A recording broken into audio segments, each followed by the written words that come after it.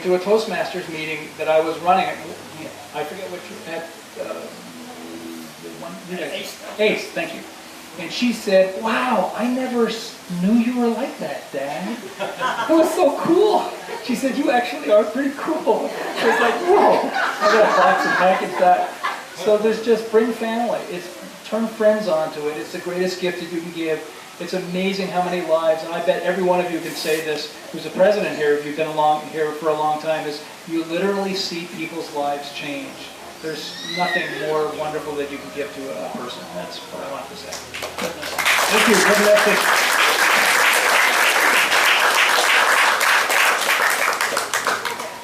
you. Okay, the next speaker is not part of it's not part of Conejo Valley Toastmasters, but she was instrumental in me being a Toastmaster and me achieving what I've achieved today. She's been a role model for me, and she's been a role model to her club in Warner Center Toastmasters. It has over 50 members. Her name is Rose Lane, and on the 21st of this month, she turned 90.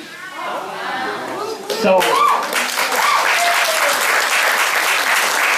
she founded a club 30 years ago, and it's over 50 people strong. Tell us what Toastmasters has done for you and how you know Kathy and I. I know this is the back. Hi, everybody. Hi. Robert Burns, the famous Scotsman poet, once said, "If we could see ourselves as others see us, would that be wonderful?" And actually, we do see ourselves as others see us because we have the benefit of having evaluations, which are the most wonderful part of Toastmasters. It is the only thing that is the most important in Toastmasters, to find out what we can improve in and what we're good at. And this is really the basic of Toastmasters. And being a marvelous evaluator is so helpful to our speakers. Well, yes, I go back some 30 years when I started Warner Center Toastmasters.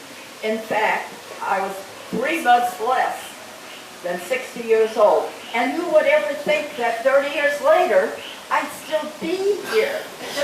So you have to know that every one of you could still be here if you give yourself and your love and your time and your helpfulness to others. And that's what makes life worthwhile. I kid you not.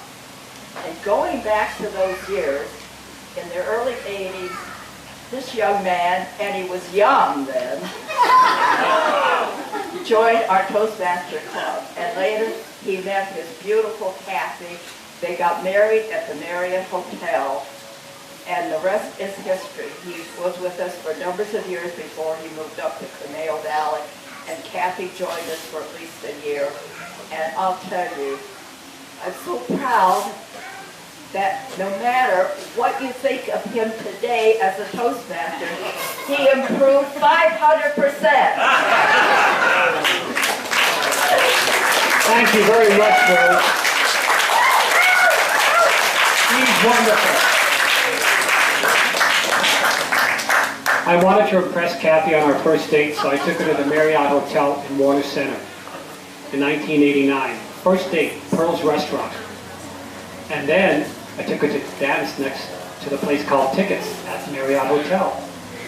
And we looked at each other's eyes, went back home, and then a few months after that, I asked her to marry me. In 1991, we got married at the Marriott Hotel at the Pearl's Restaurant. And as a matter of fact, that's where Warner Center Toastmaster meets twice a month.